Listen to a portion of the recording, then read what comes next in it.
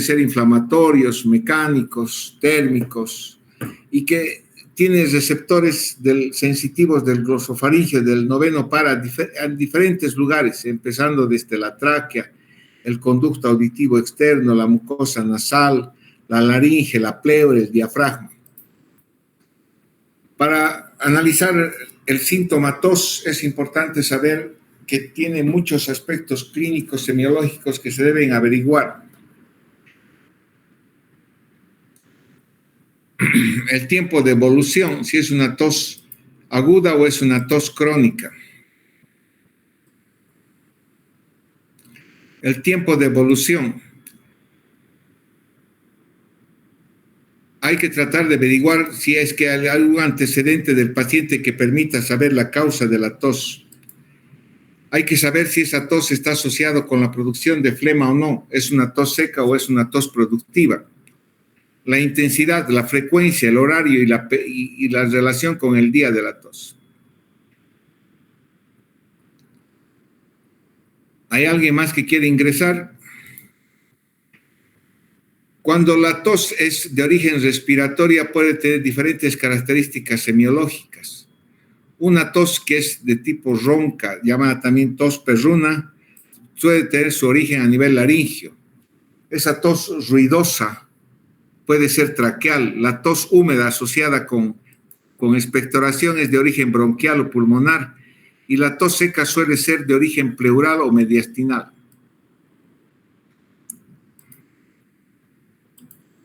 Van a disculpar, pero a mí me dijeron que la clase era de 6 a 7. Quería hacer clases presenciales, pero no se puede hacer. Entonces, estas clases virtuales van a ser con mucha dificultad. La tos también puede ser de origen cardíaco. Esa tos de origen cardíaco aumenta con el esfuerzo y disminuye con el reposo.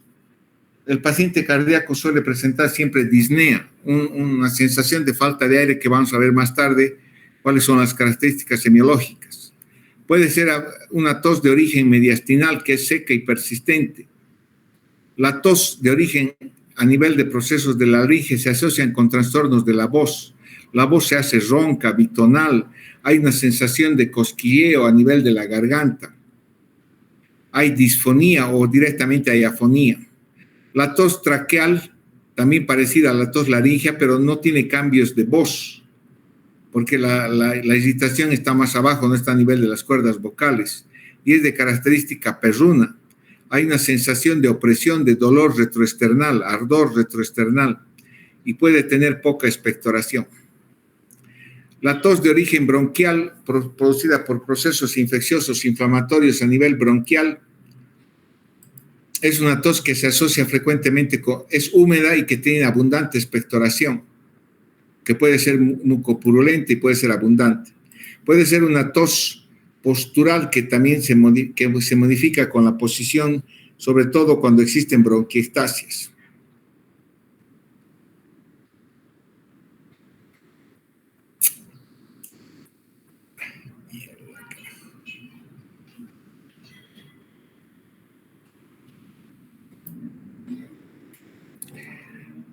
La tos de origen a nivel pulmonar también es una tos parecida a la bronquial, húmeda, con expectoración abundante, fétida, amarilla, verdosa. Se presenta en la tuberculosis, en la neumonía, en las bronquiectasias. Mientras que la tos de origen pleural es seca, irritativa. No se asocia con expectoración. Puede tener asociado de un dolor pleurítico, ese dolor intenso, agudo, que se presenta de tipo pungitivo, que se llama puntada de costado. Aparece durante la inspiración y el paciente evita toser, evita moverse porque está con mucho dolor. Como ustedes pueden ver, las causas de la tos pueden ser de múltiples etiologías, inflamatorias, neoplásicas, de origen cardiovascular, alérgicas, por tumores. Entonces, al haber muchas causas que pueden producir el mismo síntoma, entonces la tos es muy frecuente, pero al mismo tiempo es poco específica para alguna etiología determinada. Cuando la tos Cuando a la tos se asocia la expectoración de una flema, se llama tos productiva con expectoración. La expectoración es una secreción mucosa que normalmente se produce a nivel de las células caliciformes del aparato respiratorio, del epitelio del aparato respiratorio. Cuando se acumula la secreción, induce el estímulo del nervio, de las fibras sensitivas de las vías respiratorias y produce el reflejo de la tos. Normalmente todos producimos una determinada cantidad de flema, de expectoración, que es alrededor de 100 ml por día. Sin embargo, en procesos inflamatorios, en procesos infecciosos, esta cantidad aumenta mucho. También debemos averiguar las características semiológicas de la expectoración, olor, la cantidad, si es fétido, el olor, la viscosidad, el aspecto de la expectoración. Una expectoración blanquecino puede indicar la presencia de procesos alérgicos, inflamatorios, irritativos, no ser infeccioso, mientras que una expectoración mucosa, purulenta, verdosa, amarilla, suele indicar la presencia de un proceso inflamatorio infeccioso como una bronquitis, una neumonía, bronconeumonía, unas bronquiectasias. Una expectoración roja o mezclada con flema llamada esputo hemoptoico también indica la presencia de infecciones o una tuberculosis o un carcinoma. Son estrías de sangre mezcladas con flema o directamente pueden ser también sangre pura que se llama hemoptisis, que vamos a ver más tarde. Y un esputo achocolatado, color rojizo, café oscuro, que se presenta en los abscesos amebianos, o también una tos de aspecto negruzco, como expectoran los mineros, los que limpian chimadea, los fumadores, un aspecto negruzco plomizo. Esa tos, esa expectoración de aspecto asalmonado en lavado de carne se asocia con las personas que tienen un edema agudo de pulmón. Eso es la expectoración. Puede haber también una salida de sangre que se llama hemoptisis. Es la expulsión que procede del aparato respiratorio. La salida de sangre sin mezcla, sin secreción, en diferentes cantidades, una sangre rutilante con burbujas, que está precedida con tos y sin restos alimentarios, porque hay que diferenciarlo de lo que es la hematemesis. La hematemesis es la salida de sangre que se origina en el aparato gastrointestinal y está asociado con náuseas, con vómitos, y está asociado con antecedentes de problemas digestivos. Mientras que la hemoptisis se asocia con tos y con antecedentes de enfermedad respiratoria. Hay que diferenciar también de la epistaxis, que es la sangre procedente de la nariz. Debemos diferenciar lo que es el esputo hemoptoico de lo que es la hemoptisis. El esputo hemoptoico es aquella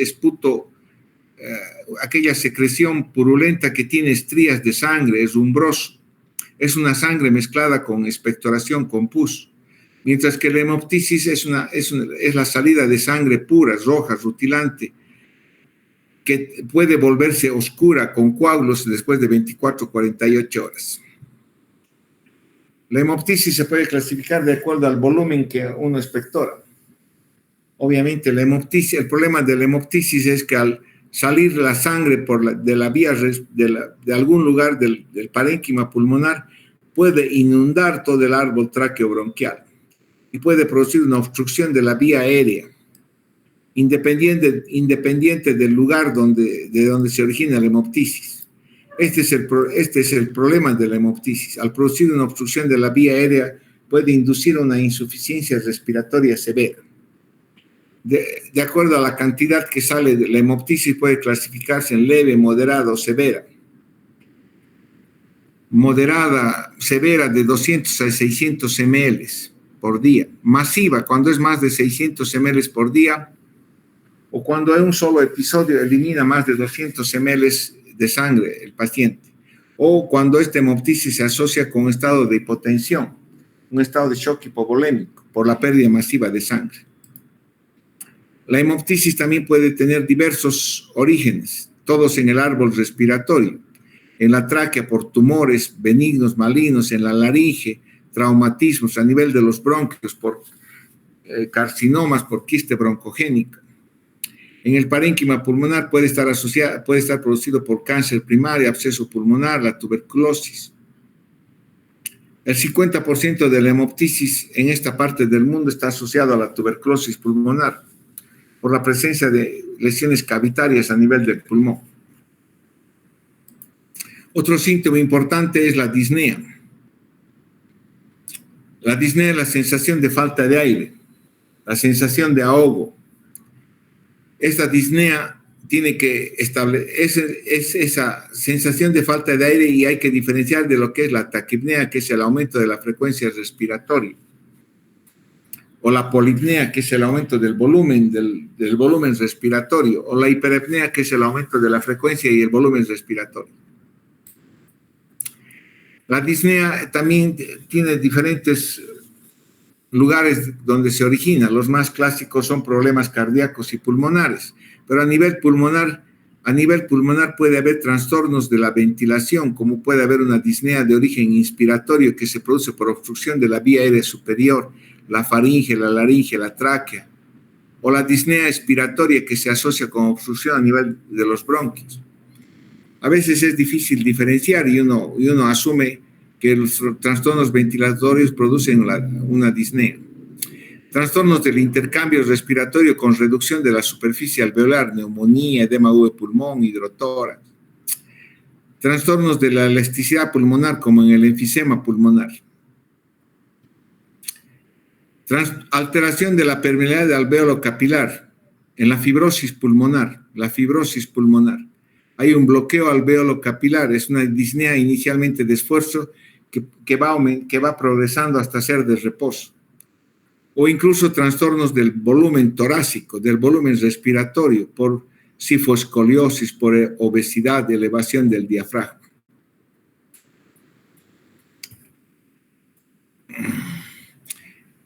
En la disnea nosotros tenemos que diferenciar.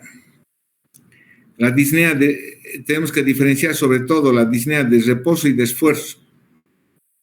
En la disnea de esfuerzo se llama disnea de grandes, medianos y pequeños esfuerzos. De grandes esfuerzos se produce cuando el paciente refiere a una sensación de falta de aire al caminar 2 cuadras en superficie plana o al subir escaleras en un piso. Indudablemente, si uno sube 5 pisos, los 5 pisos de escaleras y rápidamente uno puede tener disnea, que se llama la disnea fisiológica. Si uno corre 100 metros plano o corre 2 cuadras, uno puede tener disnea. Eso se llama disnea fisiológica. La disnea fisiológica no es anormal. La disnea de grandes esfuerzos significa que el paciente, al caminar en superficie plana 2 o 3 cuadras, tiene sensación de falta de aire. Disnea de medianos esfuerzos se da cuando la sensación de falta de aire se asocia con actividades cotidianas en el domicilio del paciente. Ir a la sala, levantarse hacia la cocina, actividades dentro de su domicilio.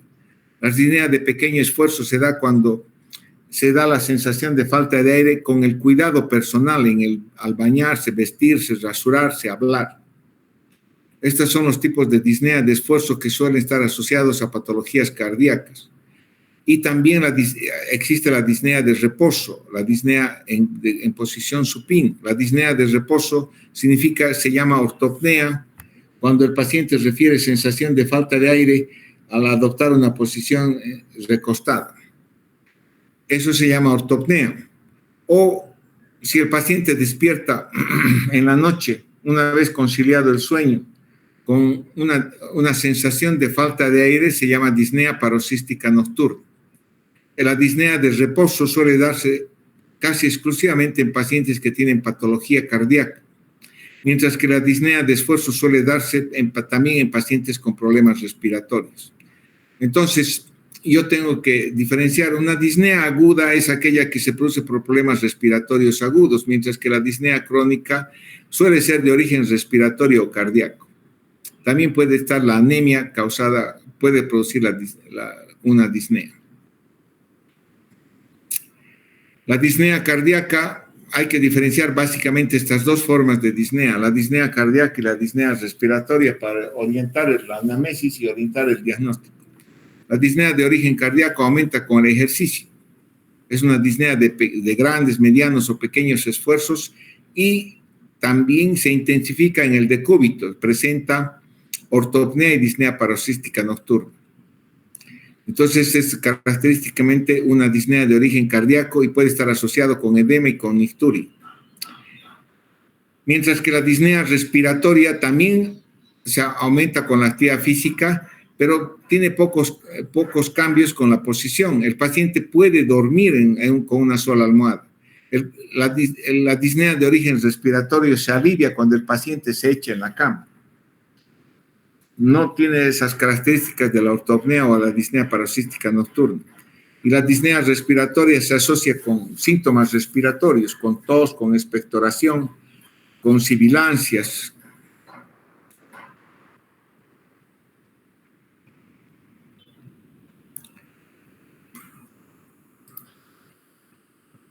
Otros síntomas respiratorios es el dolor torácico. El dolor torácico que hay que averiguar, en todo tipo de dolor hay que averiguar la localización, el tipo de dolor, la irradiación, los factores desencadenantes y los factores que alivian el dolor. Hay que averiguar si el dolor torácico se asocia con movimientos corporales o con la respiración, hacia dónde se irradia. El dolor torácico de origen respiratorio suele estar producido por una afección de la pleura o una inflamación traqueal. El parénquima pulmonar no tiene receptores sensitivos del dolor, o sea, no duele. Lo que duele es la pleura visceral o parietal cuando se produce la inflamación. El dolor de origen cardíaco obviamente se llama la angina, que tiene características semiológicas que ya han debido revisar cuando hacen la cardiología. Puede haber un dolor de origen osteomuscular producido por fracturas, esguinces, lesiones musculares, osteocondritis de la pared muscular. Hay que ver el patrón ventilatorio, el patrón respiratorio del paciente, el patrón respiratorio. Se llama taquipnea cuando la frecuencia respiratoria es más de 30 por minuto. Se dice polipnea cuando está aumentada la profundidad, cuando está aumentado el volumen que mueve de aire. Y se llama hiperapnea cuando están aumentados los dos. Esta hiperapnea puede catalogarse como la respiración de Kussmaul, como en la cetoacidosis, en la acidosis metabólica o cetoacidosis diabética, y la respiración de Cheyne-Stokes. Hay que averiguar la forma como están usando los músculos de la respiración. Habitualmente la inspiración está dada principalmente por la actividad y la contracción del diafragma. El diafragma es el principal músculo de la inspiración. En situaciones de insuficiencia respiratoria, patología respiratoria, y dependiendo del grado de daño del intercambio gaseoso, los pacientes pueden empezar a hacer uso de los músculos accesorios de la inspiración. Son los intercostales externos, los escalenos y el esternocleidomastoideo. En condiciones normales, la respiración es casi insensible. Uno no sabe que está contrayendo su diafragma, sin embargo, está inspirando en forma periódica y regular. Cuando hay uso de los músculos accesorios, uno debe examinar al paciente y esto nos permite valorar el trabajo ventilatorio. Si nosotros estamos usando los músculos accesorios, quiere decir que el trabajo ventilatorio ha aumentado y ese paciente está haciendo mayor esfuerzo y puede terminar en insuficiencia respiratoria. Debo averiguar si hay aleteo nasal, si hay tiraje supraesternal, supraclavicular, retracción intercostal, si el paciente se apoya sobre una superficie dura para tener una superficie rígida que le permita respirar. La presencia de estos signos de aumento del trabajo ventilatorio son signos de insuficiencia respiratoria severa. Y más todavía, cuando nosotros tenemos una respiración paradojal, o sea, hay una incoordinación tóraco-abdominal, eso significa que que el diafragma tiene fatiga muscular. Y esto es un signo ominoso, es un signo que indica una insuficiencia respiratoria severa. En condiciones normales, la inspiración, el diafragma se aplana hacia el abdomen. Cuando se contrae, se aplana hacia el abdomen y produce un movimiento de la pared abdominal hacia afuera. Mientras que cuando existe fatiga muscular, el diafragma deja de contraerse, ya se cansa. Entonces actúa como un elemento que no ejerce contracción. Entonces, en inspiración durante la fatiga diafragmática, hay un aumento del diámetro de la caja torácica y la pared abdominal se mueve hacia adentro. Es como si estuviera jalando el abdomen hacia el tórax. Y eso se llama respiración paradojal. Es un signo ominoso de insuficiencia respiratoria. Hay que también averiguar, además de los músculos respiratorios, de los músculos inspiratorios, el uso de los músculos expiratorios. En condiciones normales, la expiración es un movimiento pasivo, relacionado con las características elásticas del pulmón y de la caja torácica. Cuando ustedes estiran un elemento elástico, se elonga el elemento elástico. Cuando dejan de estirar ese elemento elástico, se relaja y vuelve a su posición normal. Entonces, eso sucede con el pulmón. En condiciones normales, el pulmón se aumenta de tamaño por la contracción del diafragma durante la inspiración, pero por sus características elásticas, una vez que deja de contraerse el diafragma, se produce la relajación de ese elástico llamado pulmón y da origen a la expiración, que es un movimiento pasivo. Mientras que cuando existe obstrucción bronquial, entonces uno debe forzar la salida del aire.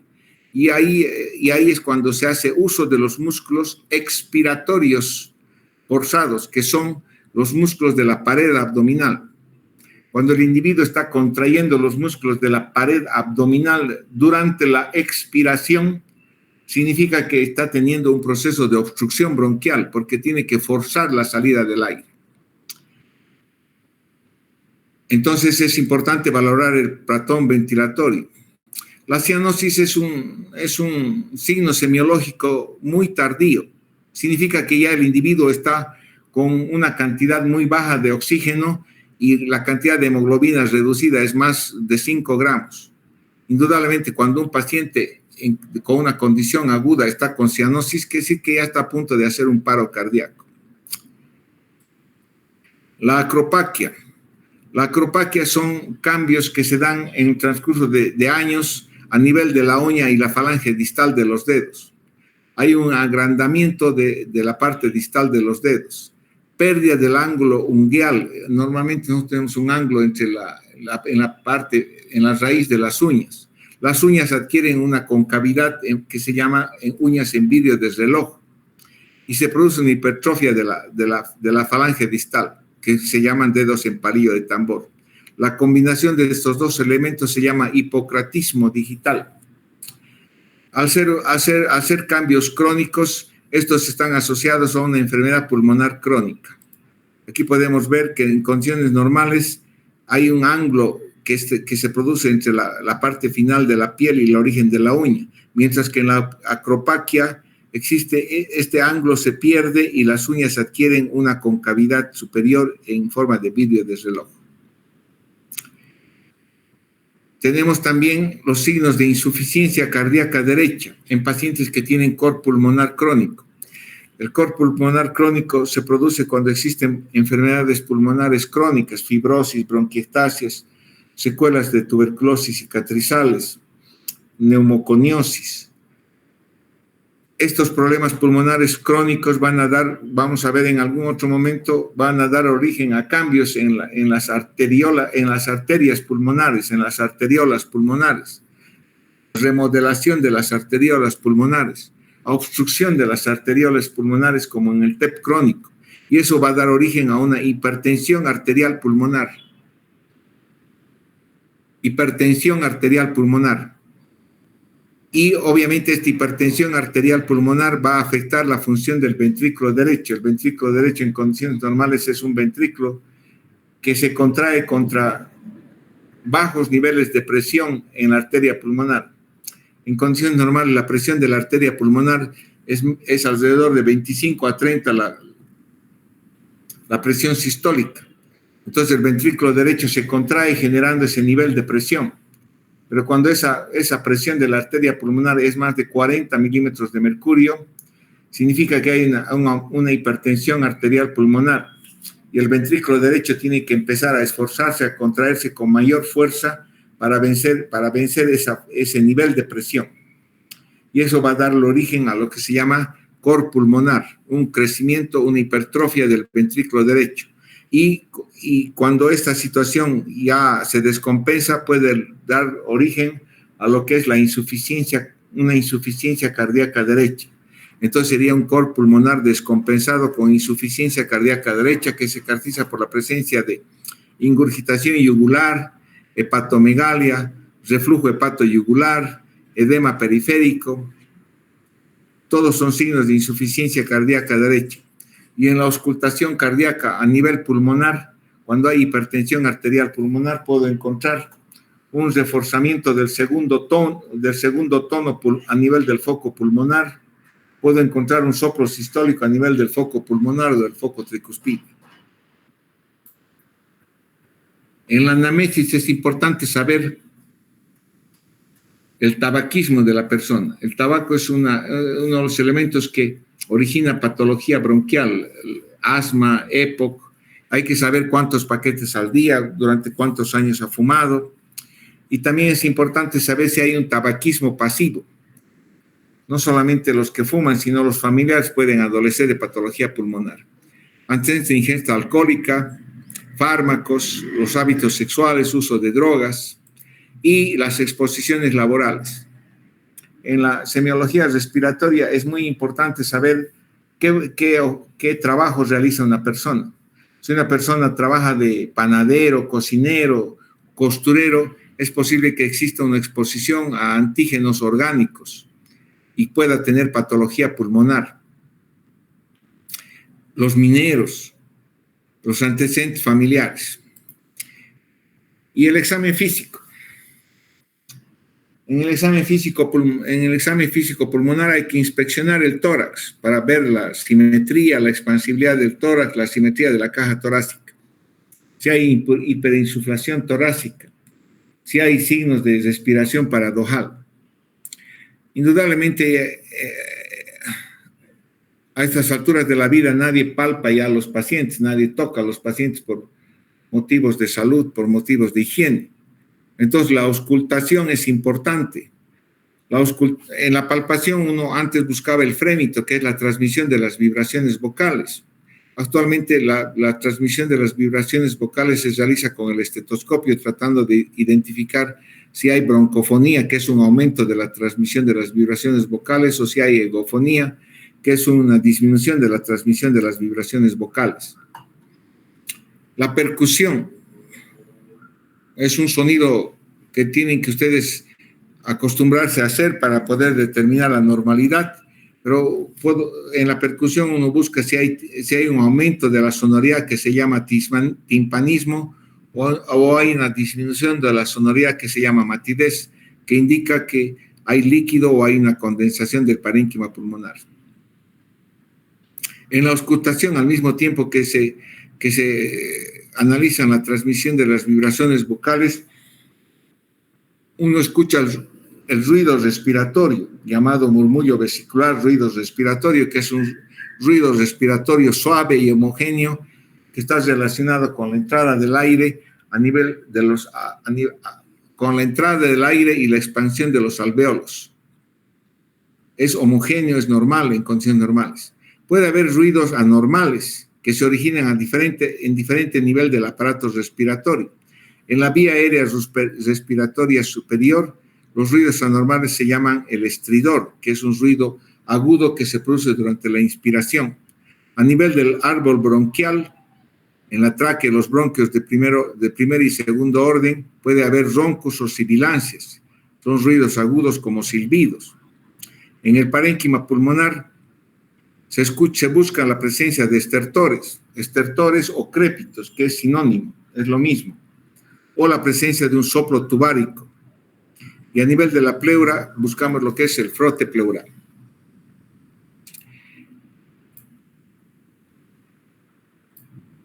Ya, van a disculpar, pero he tratado de dar clases presenciales, pero no se puede en la universidad.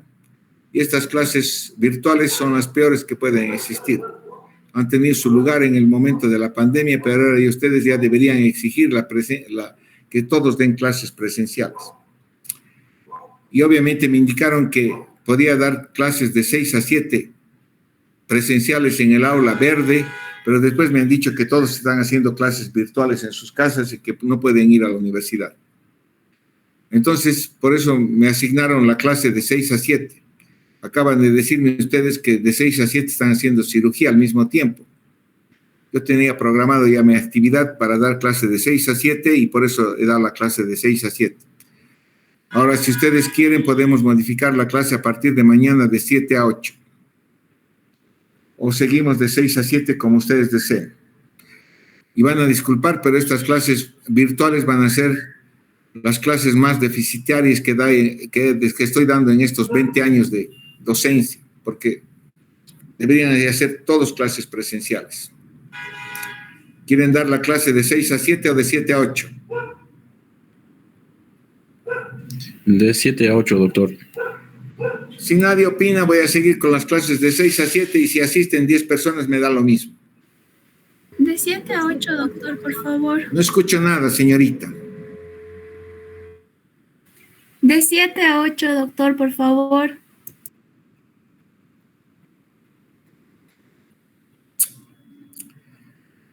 Voy a aumentar mi volumen, señorita. ¿Ahora me escucha? ¿De qué hora a qué hora quieren las clases? Doctor, ¿me escucha? Sí, ahora le escucho. Doctor, de 7 a 8, por favor. Bueno, está bien. Las clases a partir de mañana van a ser de 7 a 8. Hasta luego. Gracias, doctor.